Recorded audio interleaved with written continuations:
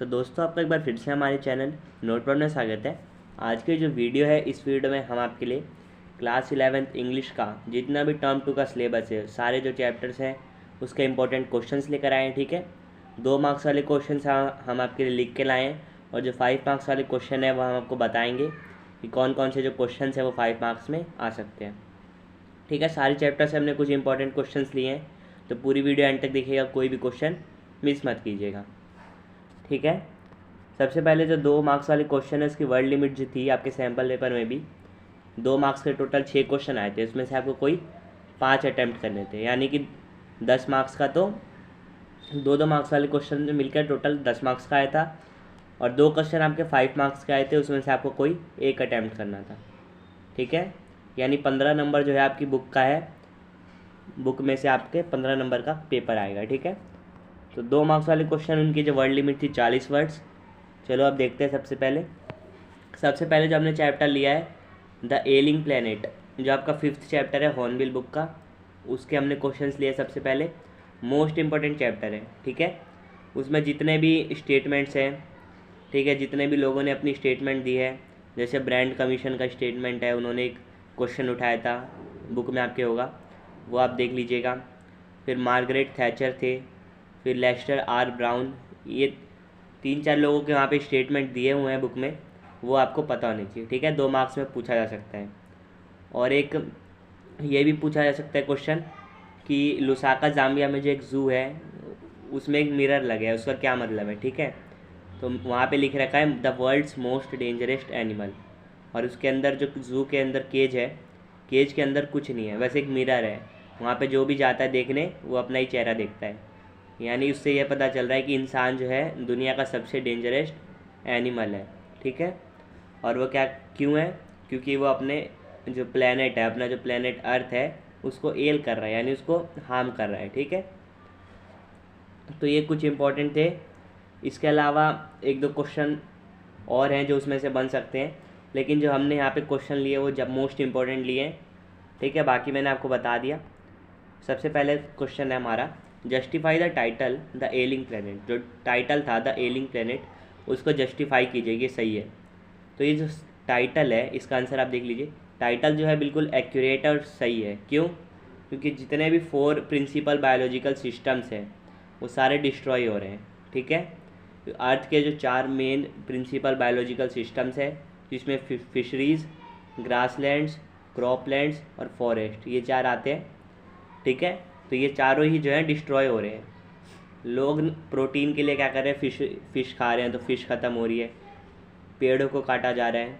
ठीक है, जो ग्रासलैंड्स थे वो भी डिस्ट्रॉय हो रहे हैं, और जो क्रॉपलैंड्स है वो बैरन लैंड्स बन रहे हैं, यानी जो उपजाऊ वाली भूमि थी जहाँ खेती की जा सकती थी वो भी अब बंजर हो रही है। ठीक है, ज़्यादा यूज़ करने की वजह से।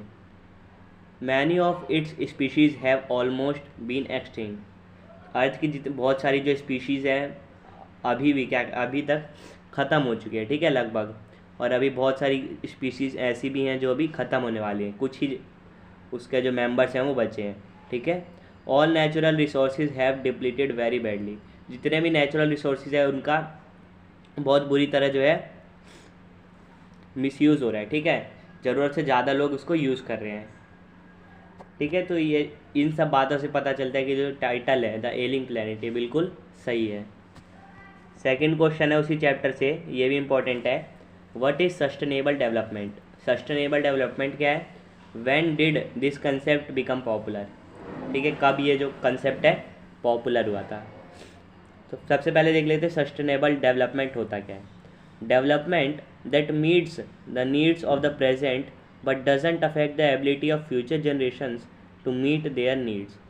तो ये वो डेवलपमेंट है जिसमें जो प्रेजेंट के अभी लोग हैं उनकी जो ज़रूरतें हैं वो पूरी हो जाएं, लेकिन जो आने वाले फ्यूचर जनरेशन के लोग हैं उनकी भी ज़रूरत पूरी हो सके, उनको उनकी आवश्यकताओं पे कोई प्रभाव ना पड़े। ऐसी डेवलपमेंट को सस्टेनेबल डेवलपमेंट कहते हैं। यानी हमें जितना यूज़ करना है हम उतना करें, और आने वाली जो पीढ़ी है उसके लिए बचा के भी रखें, ताकि उनको जितना यूज़ करना है वो भी कर सके। ठीक है, उनको किसी चीज़ की कमी ना हो, किसी रिसोर्स की। उसी को क्या कहते हैं, सस्टेनेबल डेवलपमेंट। ये कंसेप्ट कब आया था? This concept become popular in 1987। ठीक है, ये आपको याद होना चाहिए, 2 मार्क्स में क्वेश्चन आ सकता है। ठीक है, थर्ड क्वेश्चन है why is development called the best contraceptive. Development जो है बेस्ट कॉन्ट्रासेप्टिव क्यों है, बचाव के लिए सबसे बेस्ट डेवलपमेंट क्यों है? क्योंकि जब डेवलपमेंट होगा, when there is development income rises, education spreads and health improves. Development होगी तो इनकम बढ़ेगी, इनकम बढ़ेगी तो एजुकेशन फैलेगा, और एजुकेशन जैसे जैसे फैलेगा तो जो लोगों की हेल्थ है वो इम्प्रूव होगी। It means enlightened population which understand the value of small families, thus development is the best contraceptive। तो जो अर्थ एल हो रही है, अर्थ डिटीरियोरेट हो रही है, या फिर बोल सकते हैं डिस्ट्रॉय हो रही है, उसका मेन रीज़न है ओवर पॉपुलेशन। तो जैसे जैसे एजुकेशन बढ़ेगी, इनकम बढ़ेगी तो एजुकेशन खुद ब खुद बढ़ेगी, और हेल्थ जो है लोगों की इम्प्रूव होगी। ठीक है, तो फिर पॉपुलेशन भी कम होगी। ठीक है, लोग समझेंगे, एजुकेशन बढ़ेगी तो लोग समझेंगे कि स्मॉल फैमिली का भी वैल्यू है। इससे क्या होगा कि जो डेवलपमेंट होगी और इससे बचाव हो सकता है अर्थ का। ठीक है, इसलिए डेवलपमेंट जो है बेस्ट कॉन्ट्रासेप्टिव है। तो ये 3 जो क्वेश्चंस थे एलिंग प्लेनेट के थे। इसके अलावा जो मैंने आपको स्टेटमेंट्स बताया वो आप पढ़ लीजिएगा। और एक और इसमें स्टेटमेंट आता है, what goes under the pot cost more than what goes inside it. यानी जो खाना बनाते हैं उसमें जो फ्यूल है वो ज़्यादा महंगा होता है, किससे? जो खाना हम बना रहे हैं उससे। ठीक है, तो ऐसा क्यों है, किस तरीके से आप इसको एक्सप्लेन कर सकते हैं, ये भी आप एक बार बुक में पढ़ लीजिएगा। ठीक है, हमने इंपॉर्टेंट क्वेश्चन ही लिए हैं कुछ। फिर आता है टैप्लो वाला chapter, the browning version, chapter 6 है ऑनविल बुक का। इसके क्वेश्चन देख लीजिए। सबसे पहले मैं बता देता हूँ ये प्ले है, तो इसमें 4 मेन जो कैरेक्टर हैं, mister Crocker Harris, Taplow, Frank Hunter और मिली क्रॉकर हैरिस। ठीक है, ये चारों के बारे में आपको पता नहीं चाहिए कि चारों का कैरेक्टर कैसा है। इस पर बेस्ड 5 नंबर का क्वेश्चन आ सकता है, या 2 मार्क्स में भी कुछ पूछा सकता है। चारों का आपको पता नहीं चाहिए। ठीक है, आप प्ले पढ़ लीजिए, बुक में दे रखा है, वहाँ से आप समझ जाएंगे। ठीक है, उसके अलावा जो उनके कैरेक्टर के बेस्ड क्वेश्चन आ सकते हैं, उसके अलावा जो क्वेश्चन है वो हमने लिए। फोर्थ क्वेश्चन क्या है, what is Taplow's attitude towards mister Crocker Harris. Taplow का जो एटीट्यूड था मिस्टर क्रॉकर हैरिस के लिए वो कैसा था? Taplow is respectful towards mister Crocker Harris and likes him even though he is afraid of him and he did not dare to cut the extra work even on the last day of the term. तो जो Taplow था वो mister Crocker Harris की respect करता था और उनको पसंद करता था, तब भी पसंद करता था जबकि वो उनसे डरता भी था। और ठीक है, और उनके काम को काटने की उसकी हिम्मत नहीं थी। ठीक है, एक्स्ट्रा वर्क को कट नहीं कर सकता था वो। ठीक है, और लास्ट दिन टर्म का बेशक लास्ट दिन ही क्यों ना हो, वो उनके दिए गए काम को वो मना नहीं कर सकता था। ठीक है, तो इससे हमें पता चलता है कि टैप्लो जो था वो क्रॉकर हैरिस से थोड़ा डरता भी था, उन्हें पसंद भी करता था और उनकी रिस्पेक्ट भी करता था। ठीक है, फिफ्थ है, how does Taplow react to Millie's arrival. Millie कौन है? क्रॉकर हैरिस की वाइफ। ठीक है, तो जब वो आई थी तो टैप्लो कैसे रिएक्ट कर रहा था? तो इसका आंसर होगा Taplow is nervous. Taplow nervous था। He is unable to control his emotions and whispers to Frank if he thinks she had heard their conversation. तो जब टैप्लो फ्रैंक से बात कर रहा था, फ्रैंक हंटर जो साइंस टीचर थे, ठीक है, उनसे बात कर रहा था, तभी मिली वहाँ आती है। तो वो अपने इमोशंस को कंट्रोल नहीं कर पाता और फ्रैंक से धीरे धीरे बोलता है कि शायद इन्होंने हमारी बात सुन ली हो। तो टैप्लो क्या सोचता है? Taplow feels that if he tells mister Crocker Harris he would lost his form. Taplow ये सोच रहा था कि अगर उन्होंने हमारी बातें सुन ली होंगी मिली ने, तो फिर वो क्रॉकर हैरिस को बता देंगे और फिर क्रॉकर हैरिस बहुत गुस्सा हो जाएंगे। ठीक है, यानी जब मिली वहाँ पे आई तो टैप्लो के मन में बहुत सारे विचार चल रहे थे, वो नर्वस हो गया था और वो डर गया था कि वो मिस्टर क्रॉकर हैरिस को बता देंगी, फिर वो उन पर गुस्सा करेगा। ठीक है, ये हमारे ब्राउनिंग वर्जन के 2 इंपॉर्टेंट क्वेश्चंस थे। इसके अलावा आप कैरेक्टर स्केच जो हैं सारे, ठीक है, कैरेक्टर्स के बारे में पढ़ लीजिएगा। फिर आता है नेक्स्ट चैप्टर सिल्क रोड। ठीक है, उसका एक क्वेश्चन है, क्वेश्चन 6। सिल्क रोड में आपको कुछ इंपॉर्टेंट क्वेश्चन जिसमें नहीं है वो भी मैं बता देता हूँ, जो 5 मार्क्स में आ सकते हैं। कि जो वहाँ पे बर्फ़ थी, स्नो तो थी, नरेटर के लिए डेंजरस भी थी और नरेटर जो था या ऑथर था उसको अच्छी भी लग रही थी। क्यों, ये आपको बताना है। ठीक है, क्योंकि जब वो वहाँ जा रहे थे तो बहुत सारे ख़तरनाक रास्ते आए जिसलिए वो जो बर्फ़ थी उसे पसंद नहीं आई, लेकिन जब वो थोड़ा आगे गए तो उसे बहुत खूबसूरत लगा वो देखने में। ठीक है, तो इस तरीके से आपको लिखना होगा। और नैरेटर की जो जर्नी है उसके बारे में आपको पता नहीं चाहिए कि पहले वो कहाँ गए फिर कहाँ गए। ठीक है, लास्ट में उन्होंने क्या किया।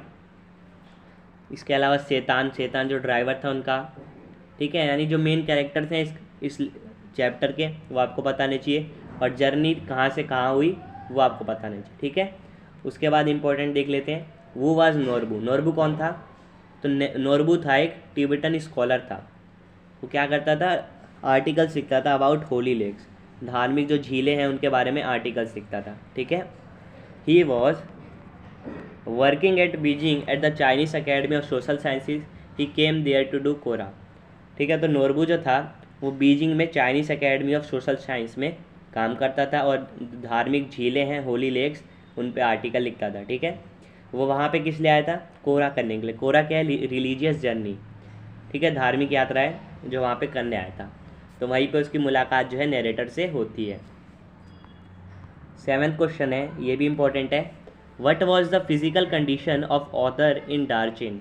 डार्चिन में जो था ऑथर, उसकी फिजिकल कंडीशन कैसी थी? ठीक है, तो उसकी जो फिजिकल कंडीशन थी, it was quite bad. One of his nostrils was blocked, he was tired and hungry, he started breathing through his mouth, he stayed awake all night.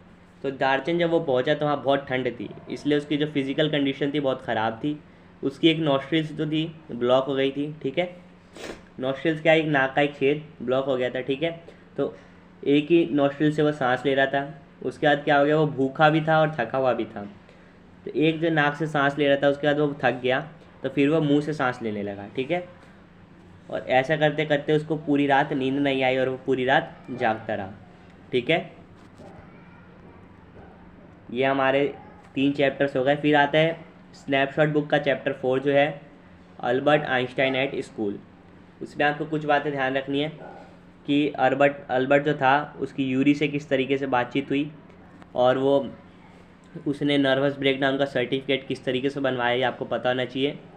Albert को violin बजाना पसंद था। ठीक है, उसके दिन का बहुत ही खूबसूरत घंटा था जब वो वायलिन बजाता था। ठीक है, लेकिन उसकी जो लैंड लेडी थी उसको मना करती थी। तो सैम्पल पेपर जो था उसमें भी एक क्वेश्चन आया था कि अल्बर्ट को वायलिन बजाना क्यों पसंद था। ठीक है, क्योंकि उसके आसपास पूरी तरीके से वायलेंस था और जब वो वायलिन बजाता था तो उसे बहुत खुशी मिलती थी। ठीक है, तो आपको ये सब पता होना चाहिए और ये पता होना चाहिए कि अल्बर्ट की सोच कैसी थी। ठीक है, वो रटने वाली लर्निंग में बिल्कुल ध्यान नहीं रखता था। ठीक है, बिल्कुल उसका विश्वास नहीं था। उसका विश्वास था कि बच्चों को फैक्ट पता होना ज़रूरी नहीं है, बच्चों के जो आइडियाज़ हैं क्रिएटिव आइडियाज़ उनको चांस देना चाहिए। ठीक है, तो फैक्ट को याद करना बिल्कुल उसे पसंद नहीं था। इसीलिए एक बार क्या हुआ था कि जब उसके हिस्ट्री टीचर ने उससे पूछा था क्वेश्चन, तो उसने सीधे सीधे मना कर दिया था कि मुझे ये डेट्स याद करने में कोई कुछ दिखता नहीं है, कोई स्कोप नहीं दिखता। ठीक है, मुझे क्रिएटिव आइडियाज़, ठीक है, इन सब की बातें अच्छी लगती हैं। ठीक है, तो ऐसा उन्होंने बताया था। तो ये आपको अल्बर्ट का चैप्टर थोड़ा बहुत ओवरव्यू होना चाहिए। फिर इसके इंपॉर्टेंट क्वेश्चन देख लेते हैं। Why was Albert tense about his neighbourhood? तो उसके जो नेबरहुड था, पड़ोस, उससे वो परेशान क्यों था? Albert did not like the environment of his neighbourhood as the landlord often beat his wife.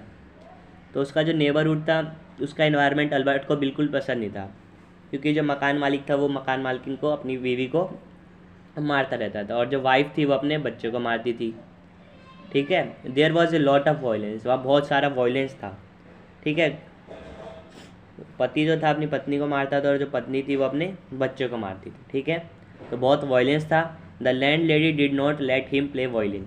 ठीक है, और जब भी वो वायलिन बजाता था तो कुछ समय बाद क्या होता था, उसकी जो लैंड लेडी थी यानी मकान मालकिन, वो उसको जाके मना करती थी और उसकी वायलिन बंद कर देती थी। ठीक है, तो इसीलिए अल्बर्ट को जो उसका नेबरहुड था उसका इन्वायरमेंट बिल्कुल भी पसंद नहीं था। फिर 2 टीचर्स के नाम इस चैप्टर में आए हैं, मिस्टर ब्राउन जो हिस्ट्री टीचर थे और मिस्टर कोच, या मिस्टर आएगा। ठीक है, मिस्टर कोच जो मैथ के टीचर थे। तो what was the opinion of mister coach about Albert? ठीक है, मिस्टर कोच का अल्बर्ट के लिए क्या ओपिनियन था, उन्हें अल्बर्ट कैसा लगता था? Mr. Koch appreciated Albert for his intelligence. He was impressed by his knowledge of maths. He felt that Albert knew more than him in maths. He gave him a glowing certificate in maths. ठीक है, तो mister कॉच जो थे math के teacher, उन्हें जो Albert की intelligence थी मैथ में बहुत अच्छी लगती थी, वो अप्रिशिएट करते थे, ठीक है, उसकी तारीफ़ करते थे और उसकी जितने भी मैथ की नॉलेज है उससे बहुत इम्प्रेस थे और उन्हें ऐसा लगता था कि अल्बर्ट उनसे ज़्यादा जानता है मैथ में। इसीलिए जब वो स्कूल छोड़ के जा रहा था तो उन्होंने उसको बहुत अच्छा ग्लोइंग सर्टिफिकेट दिया था मैथ्स के लिए, ठीक है, और उसे सलाह भी दी थी कि तुम किसी अच्छे कॉलेज में पढ़ो, ठीक है, ये स्कूल तुम्हारे लिए नहीं बना है, तुम्हें इस स्कूल से अच्छे स्कूल की ज़रूरत है, ठीक है। तो ये हमारा चैप्टर जो था अल्बर्ट आइंस्टाइन उसका था। फिर आता है नेक्स्ट चैप्टर मदर्स डे, ठीक है, ये भी स्नैपशॉट बुक का चैप्टर है। इसके कुछ इंपॉर्टेंट क्वेश्चंस आप देख लीजिए। उससे पहले ये जो चैप्टर है इसका आपको पूरा पता होना चाहिए। ये प्ले है एक, ठीक है, एक नाटक होता है जो, और इसमें जो मेन कैरेक्टर्स हैं सबके बारे में आपको पता होना चाहिए। उसमें भी 2-3 मेन कैरेक्टर हैं, मिसिस पियर्सन, मिसिस फिट्जराल्ड और मिसिस पियर्सन के हस्बैंड, ठीक है, इन तीनों के बारे में आपको मेन पता होना चाहिए। क्वेश्चन देखते हैं। How was Mrs Pearson different from Mrs Fitzgerald? Mrs Pearson जो है फिट्जराल्ड से क्यों डिफरेंट थी? जो मिसिस पियर्सन थी वो प्लीजेंट थी but worried looking women in her 40s, ठीक है, 40 साल की उम्र थी लगभग उनकी, ठीक है, वो बहुत प्लीजेंट थी यानी प्यार से बात करती थी लेकिन चिंता में रहती थी हमेशा, ठीक है।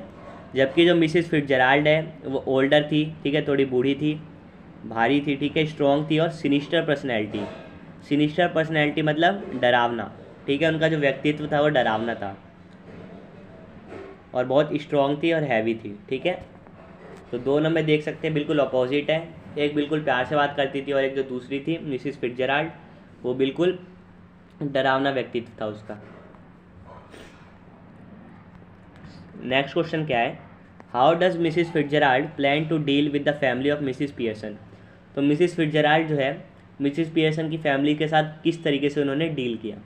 तो ये जो कहानी है इसमें क्या होता है कि मिसिस पियर्सन एक हाउसवाइफ होती है, ठीक है, वो अपने परिवार के सारी जितनी भी बातें हैं सब मानती हैं, ठीक है, सारे उनके काम करती है, लेकिन जो उनका परिवार है उनकी किसी काम की कोई तारीफ़ नहीं करता, ठीक है, उनकी बिल्कुल परवाह नहीं करता, सब अपने अपने काम पे निकल जाते हैं, आते हैं घर पे, फिर खाना खाते हैं, जो भी काम करते हैं उसके बाद चले जाते हैं, ठीक है, कोई उनसे कुछ पूछता भी नहीं है, ना उनकी किसी भी इच्छा को वो पूरी करते हैं, ठीक है, यानी कि वो बस अपना काम करती रहती है और वो अपना बस काम लेते हैं। बच्चे उनके जो है उसके जो हस्बैंड और बच्चे वो बस उससे काम लेते हैं, उसकी कोई तारीफ़ नहीं करते, ठीक है। तो इस चैप्टर में ऐसा था। तो एक बार क्या होता है कि मिसेस फिट्जराल्ड होती है इसकी पड़ोसी, वो उसके घर आती है और कहती है कि मैं तुम्हारे घर के बारे में सब जानती हूँ कि तुम इतनी मेहनत करती हो फिर भी तुम्हें कुछ तुम्हारी इच्छा का बिल्कुल भी सम्मान नहीं होता। तो क्या कहती है उसके बाद वो कौन सा प्लान बनाती है वो देखते हैं। तो ये क्वेश्चन में पूछा गया है कि किस प्लान से वो है डील करती है मिसिस पियर्सन की फैमिली से। तो Mrs Fitzgerald change their spirits through magic spell. Now Mrs Fitzgerald looks like Mrs Pearson while Mrs. Pearson looked like Mrs. Fitzgerald. Mrs. Fitzgerald in the body of Mrs. Pearson dealt with the family very strictly. तो एक plan लेकर आती है Mrs Fitzgerald Mrs Pearson के पास। वो क्या करते हैं जादुई मंत्र पढ़ के क्या अपनी आत्माओं जो है बदल लेते हैं, ठीक है, यानी जो मिसिस फिट्जराल्ड है उसकी आत्मा चली जाती है मिसिस पियर्सन के शरीर में और जो मिसिस पियर्सन है उसकी आत्मा चली जाती है मिसिस फिट्जराल्ड के शरीर में, ठीक है। और जो मिसिस पियर्सन के शरीर में जो मिसिस फिट्जराल्ड की बॉडी गई थी फिर वो क्या करती है उसी के साथ क्या करती है फैमिली के साथ बहुत स्ट्रिक्टली बिहेव करती है, ठीक है। तो जो मिसिस फिट्जराल्ड है वो मिसिस पियर्सन के शरीर में एंटर करके फैमिली के साथ बहुत सख्ती से पेश आती है, ठीक है, उनकी किसी मांग को पूरा नहीं करती, ठीक है, और अपनी मांगे सबको बताती है। तो सारे जो घर वाले हैं वो डर जाते हैं, लेकिन फिर बाद में क्या होता है वो एक दूसरे के बातचीत करके मिसिस फिट्जराल्ड और मिसिस पियर्सन बातचीत करके मामला सुलझा देते हैं, ठीक है। फिर परिवार वाले भी समझ जाते हैं कि हमें भी मिसिस पियर्सन की बातों का सम्मान करना चाहिए, ठीक है, और उनके काम की इज्जत करनी चाहिए, ठीक है। इस तरीके से है यानी दोनों अपनी बॉडी जो है उसमें से स्पिरिट्स को चेंज कर लेती है, यानी आत्माओं को चेंज कर लेती है। बॉडी सेम है, बस आत्मा एक्सचेंज हो गई है, जिसका यूज़ करके क्या करती है मिसिस फिट्जराल्ड पूरी फैमिली के सामने अपनी डिमांड्स रखती है और उनकी जो भी बातें हैं उनको मानने से मना कर देती है। तो फिर फैमिली को एक सबक मिलता है कि हमें भी मिसिस पियर्सन की जो बातें हैं उनका सम्मान करना चाहिए और उनके काम की जो भी है सराहना करनी चाहिए। ठीक है, तो ये चैप्टर था। फिर आता है नेक्स्ट चैप्टर जो है बर्थ। ये भी स्नैपशॉट बुक का चैप्टर है।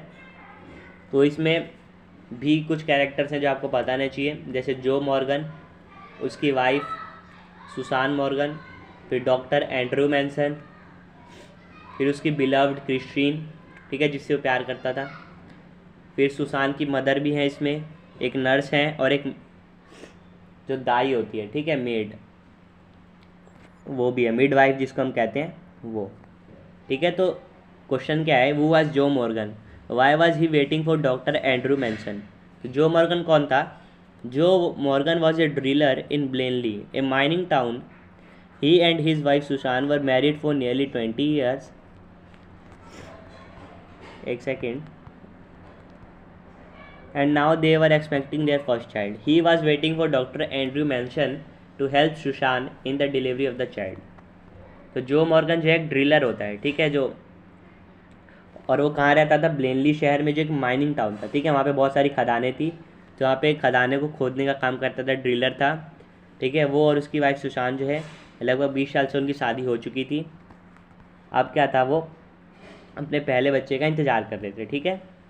तो इसीलिए जो उनकी डिलीवरी के लिए, बच्चे की डिलीवरी के लिए क्या हुआ, उन्होंने डॉक्टर एंड्रू मैनसन को बुलाया, ठीक है।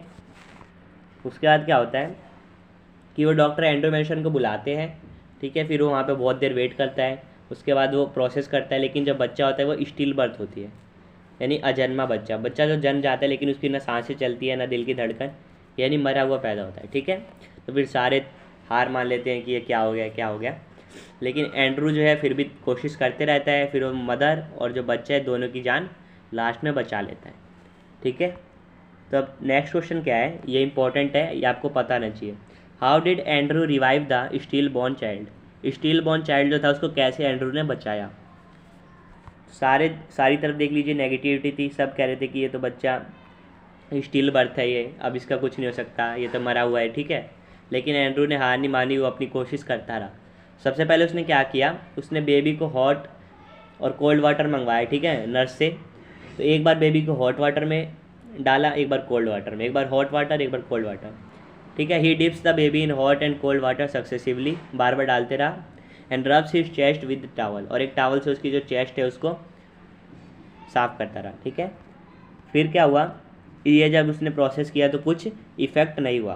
फिर उसने क्या यूज़ किया, oral resuscitation method to revive the baby. After that the baby's heart start pumping and it give out a sharp cry, ठीक है। जब पहली जो तरीका था उसका वो काम नहीं आया, यानी जब वो गर्म पानी और ठंडे पानी में डाल रहा था उससे कुछ इफेक्ट नहीं हुआ, तो उसने ऑरल रिससिटेशन मेथड का यूज़ किया, यानी कि उसको सांस दी, ठीक है, सांस दी। तो उससे थोड़ी देर बाद क्या हुआ कि बेबी का जो हार्ट है वो पंप करना शुरू कर दिया और वो एक बहुत तेज़ी से चिल्लाया। उसके जो शरीर का पीला कलर था, वाइट कलर था, पीला और वाइट कलर, वो पिंक कलर में बदल गया, यानी उसमें जान आ गई, ठीक है। जिसे देख कर सारे जो लोग थे वो खुश हो गए, जो अभी थोड़ी देर पहले नेगेटिव बातें कर रहे थे, जब उन्होंने देखा कि एंड्रू ने बेबी को ज़िंदा कर दिया तो सारे खुश हो गए थे, ठीक है। तो आपको ये दोनों बातें पता होनी चाहिए कि एंड्रू ने बेबी को कैसे रिवाइव किया। फिर आता है हमारा नेक्स्ट जो पोयम है हमारी हॉर्नबिल बुक की, the voice of the rain, ठीक है। उसके कुछ क्वेश्चन देख लेते हैं। जो पोयम है, पोयम जो है एक कन्वर्सेशन है, यानी एक बातचीत है, किसके बीच में, ऑथर और रेन के बीच में, ठीक है, रेन ड्रॉप के बीच में। तो बताती है कि मेरी कहानी, अपनी कहानी बताती है, कहाँ कहाँ से शुरू होती हूँ, फिर वापस अर्थ पे आती हूँ, ठीक है। और ये जो पूरी पोयम है ये पर्सोनिफिकेशन है, क्योंकि रेन जो है निर्जीव है, वो बोल नहीं सकती, लेकिन पूरी कहानी में क्या है, बातें हो रही है रेन और राइटर के बीच में, ठीक है, राइटर नहीं पोइट के बीच में, ठीक है। तो ये पर्सोनिफिकेशन है, यानी कि कोई निर्जीव वस्तु है उसको हम इंसानों की जो गुण है वो दिखा रहे हैं, ठीक है, उनमें। तो what does the phrase strange to tell mean? तो इस तरीके का क्वेश्चन भी आ सकता है, उसके लिए आपको पोएम पढ़नी होगी। तो पोएम में एक बात आई थी स्ट्रेंज टू टेल, इसका क्या मतलब है? The phrase refers to a strange phenomena. तो ये जो फ्रेज है एक स्ट्रेंज फिनोमेना है उसको बता रहा है। The rain gives an answer to the poet's query, it is surprising to see an inanimate thing speak. तो जो रेन होती है वो जो पोइट्स है उसकी जो क्वेरी है, उसका जो क्वेश्चन है, उसका आंसर दे रही होती है। तो ये बहुत ही सरप्राइजिंग चीज़ है कि कोई एक निर्जीव जो वस्तु है वो बोल कैसे रही है। ठीक है, तो यहाँ पे इसीलिए ये जो फ्रेज़ है स्ट्रेंज टू टेल, इसका मतलब इसका यूज़ वहाँ पे हुआ है। ठीक है, how does the rain justify its claim I am the poem of the earth? इसका आंसर क्या है? The rain narrates the journey of its life from birth to return to its origin in mythical terms. The facts are scientific but the phrase that convey them are metaphoric in nature. तो rain ने जो claim किया था कि मैं अर्थ की poem हूँ, उसने उसे किस तरीके से जस्टिफाई किया? तो उसने जो अपनी पूरी जर्नी है अपनी लाइफ की वो बताई, from birth to return to origin in mythical terms. यानी कि रेन की जो पूरी जर्नी है, कहाँ से वो निकलती है, फिर वापस बादलों में जाती है, फिर बारिश बन के आती है, फिर वापस अर्थ पे आती है, यानी जो वाटर साइकिल है उसने बताई अच्छे से अपनी। ठीक है, कि वापस वो ओरिजिन पे अपने आती है अर्थ पे मिथिकल टर्म्स में। ठीक है, यानी कि एक पोएम के टर्म्स में।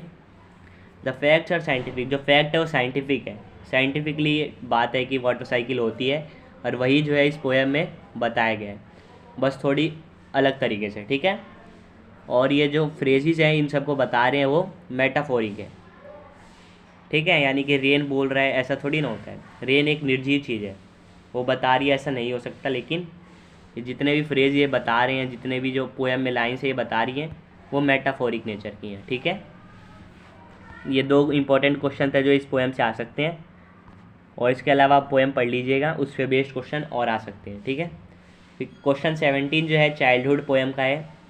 तो आपका जो सिलेबस है टर्म 2, उसमें हॉर्नबिल बुक से 3 चैप्टर आ रहे हैं, 2 पोएम आ रही है, और स्नैपशॉट बुक से 3 चैप्टर आ रहे हैं, यानी टोटल 8 आप बोल सकते हैं लेसन्स आ रहे हैं। उन सभी के हमने आपको क्वेश्चन दिखा दिए। अब लास्ट जो हमारा बचता है वो चाइल्डहुड पोएम, वो देख लीजिए। What according to the poem is involve in the process of growing up? Poem के अकॉर्डिंग बड़े होने की जो प्रोसेस है उसमें क्या क्या इन्वॉल्व है ये हमें बताना है। ठीक है, आंसर देख लीजिए। According to the poem the loss of childhood is involve in the process of growing up, यानी बचपन का खोना क्या है, बड़े होने की प्रोसेस में इन्वॉल्व है। जब हमारा जो बचपन है वो खोएगा तभी हम बड़े होंगे, ऐसा इसमें बताया गया पोएम में। This loss is compensated by some gains, ये जो बचपन का खोना है, बचपन का जो लॉस है चाइल्डहुड का, वो कुछ चीज़ों के मिलने से बराबर हो जा रहे हैं। क्या क्या मिल रहा है हमें बड़े होने से? इंक्रीज इन अंडरस्टैंडिंग, समझने की जो शक्ति है उसमें बढ़ोतरी हो रही है। पावर ऑफ रेशनल थिंकिंग, सोचने की जो शक्ति है उसमें बढ़ोतरी हो रही है। And discrimination as well as a sense of individuality and self confidence, यानी जब बड़े होते हैं, बचपन हमारा जब चला जाता है, जब हम बड़े होते हैं, ग्रो अप होते हैं, तो हमें समझने की शक्ति मिलती है, सोचने की शक्ति मिलती है, हम फ़र्क जान सकते हैं सही और गलत में। ठीक है, और हम अपने बारे में भी थोड़ा सोचते हैं, और हमें सेल्फ कॉन्फिडेंस मिलता है, जो कि एडोलसेंस के साथ आता है, यानी किशोरावस्था के साथ, जब बच्चे मतलब चाइल्डहुड से जब ग्रो अप होते हैं, ठीक है, बड़े होते हैं तब। ठीक है, तो ये इस पोएम में बताया गया है। क्वेश्चन 18 है last question, what are the poet's feeling towards childhood? जो पोइट था उसकी चाइल्डहुड के टूवर्ड्स फीलिंग कैसी थी? The poet regards childhood as an important stage in the process of growing up. तो पोइट जो है ये मानता था कि जो चाइल्डहुड है एक बहुत इंपॉर्टेंट स्टेज है बड़े होने की प्रोसेस में। Childhood is a period of make believe, childhood children readily accept whatever the elders से। ठीक है, तो चाइल्डहुड है पोइट के अनुसार क्या था कि बड़े होने की प्रोसेस में एक बहुत इंपॉर्टेंट स्टेज था। ये वो पीरियड था जिसमें बच्चा जो है अपने आप पे बिलीव करना शुरू कर देता है। ठीक है, बच्चे जो हैं अपनी बात मान लेते हैं, बड़ों की जो भी बात होती है सब मान लेते हैं। The poet does not feel any regret और sense of loss on losing his childhood. तो जो पोइट है लेकिन उसको कोई पछतावा नहीं होता, या कोई उसको ऐसा लगता नहीं है कि उसकी कोई चीज़ खोई है। किस चीज़ पे? जब चाइल्डहुड उसका खो जाता है, यानी जब उसका बचपन चला जाता है, तो पोइट को ऐसा लगता है कि उसकी कोई चीज़ नहीं खोई, उसे किसी भी बात का पछतावा नहीं होता। तो यही कुछ इंपॉर्टेंट क्वेश्चंस थे। होप आपने सारे जो क्वेश्चन है वो देख लिए होंगे। और best of luck for exams. आपसे फिर मिलेंगे नेक्स्ट वीडियो में, तब तक के लिए bye bye, see you again and thanks for watching.